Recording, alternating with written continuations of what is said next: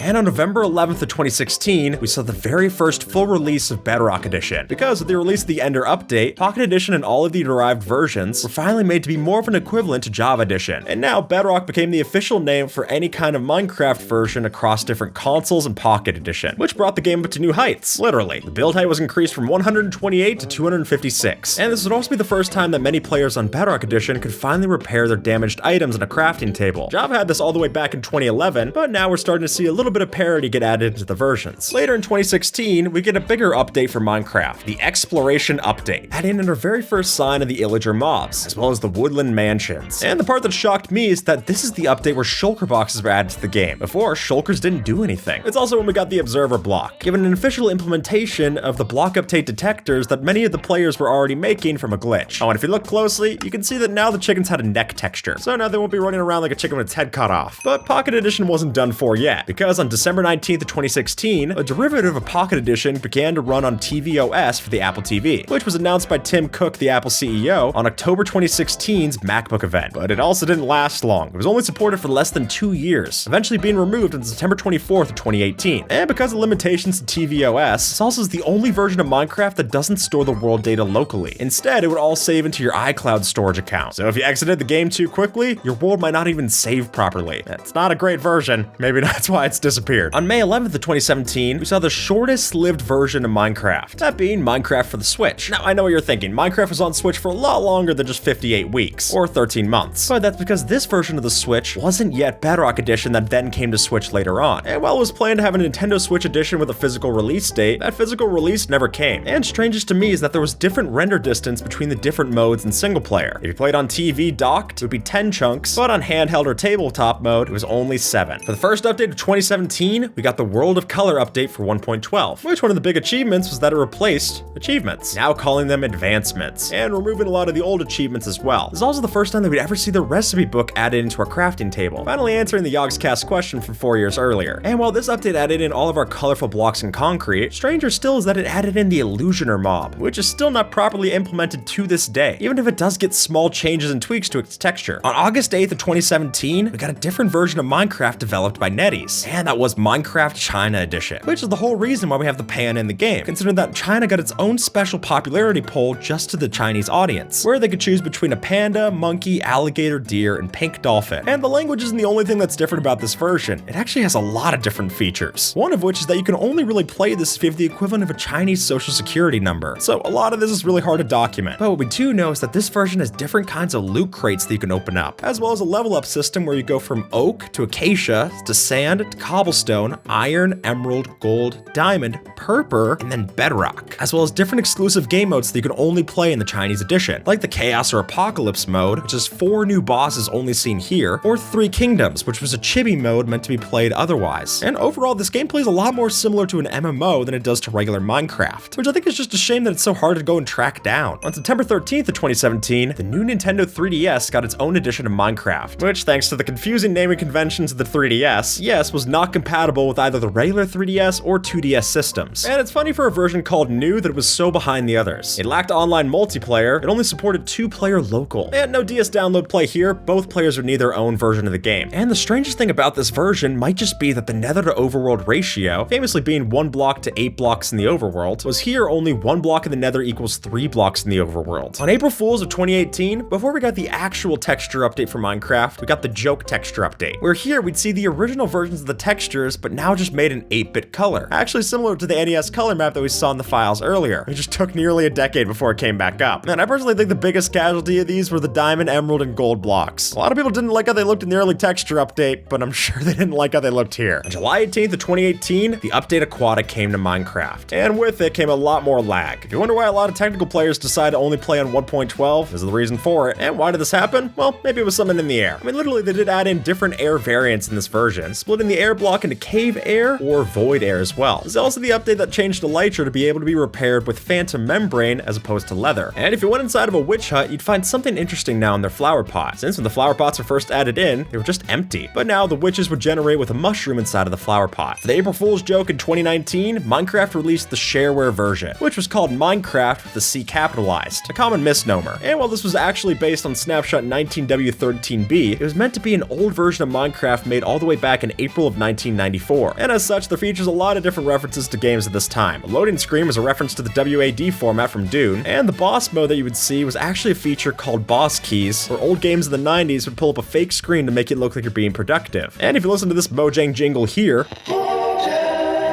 that was a reference to the Sega jingle that you'd hear when booting up their consoles. And if you click the Give Feedback button, it would show a message to player telling us to send a postcard, as well as the address to the Mojang Studios office. On April 23rd of 2019, Minecraft got a whole new look. This is the texture update, which originally 1.14 had planned to be the update Aquatic, but when that was merged with the technically updated release, that made the update Aquatic 1.13, and then this one, 1.14, the Village and Pillage update. And while a big number of players did miss the original textures from the older versions that they were used to, Mojang did decide to leave some of the most popular ones untouched. Like the creeper texture, unchanged, except its file size was. Which, considering creepers were originally supposed to blend in with the alpha texture for leaves, it does make not updating them stand out a lot more. I mean, come on, this has been printed on hundreds of things of merch. It'd be pretty tough to go and change it now to this kind of leaf texture. And perhaps the most unused textures from this texture update were for our different valuable blocks, with diamond, emerald, and gold blocks going through plenty of different variations before we got the ones that we see in the game today. And this update also brought in the villager trading reworks, which was supposed to take the villagers and make them less exploitable, and ultimately just ended up making them even more exploitable. It's hard to outsmart the technical community, so instead Mojang threw them a huge bone in 1.15. At the end of 2019, we got another update for the Buzzy Bees update, which, while it didn't add in a lot, adding in honey blocks completely redesigned redstone. But originally we were supposed to get more in this update, considering there were 2 unused textures found in the game's code, those for a wax block and crystallized honey. But ultimately we'd never find out what those were actually meant to be used for, since they were removed in 19W42A. I guess we'll have to wait for the even buzzier bees update to find out what that's for. The first update of 2020 was the April Fool's Infinity update, which Mojang made as a joke to be the ultimate content update, as you could take any written book and throw it into a portal to create a whole new custom dimension. And while this was originally a gag, it did hint at the custom dimensions and custom world generation that we'd see come back in the snapshots for 1.16. And technically, if you wanted to, you could play between this snapshot and snapshot 20W13B if you wanted to. Both use the same protocol version, so it is possible to crossplay, just with a lot of unexpected issues. And some issues feel a lot more intentional in this update too, considering that certain biomes that you could find can crash the game, like those you find in America, Missing No, and Salmon. Oh, and this is finally the update where Mojang added in the footprints that people have been asking for so much, just as an item that you'd find in a chest instead. On May 26th of 2020, we got our next Minecraft spin-off, Minecraft Dungeons, an RPG developed by Mojang Studios in collaboration with Double 11, a studio that's worked on games like Limbo, Lego Star Wars, even Red Dead Redemption. And in this game, what you'll find is that there's some passive mobs from Java that made their way over to being neutral or hostile in dungeons, like the squid and the glow squid, for instance. There's also a whole bunch of original mobs just in this version too. The Mountaineer Illager, the Redstone Golem, and the Wisp, which was the original idea for the LA before it became the LA. 1.16's Nether update, which, starting with this 1.16 update, Java and Bedrock finally had unified update numbers, which is good considering that 1.15 on Java was 1.14 for Bedrock. It was just confusing to talk about. And one thing that goes underappreciated for 1.16 is that this fixes the most bugs that were existent prior to its development. development out of any of the release versions, even beating out 1.8. And also a credit to this version's development was that from the first to the last snapshot, no week was missed. On March 5th of 2021, Minecraft Dungeons came to the real world, since now we had a physical pop-up for our arcades. And while you can't play the full game at these kiosks, what you did have the option to get were different cards that you could use as a collectible. And if you want to buy one of these, it'll cost you about 16 grand. Believe me, I've done my research, it's out of my budget.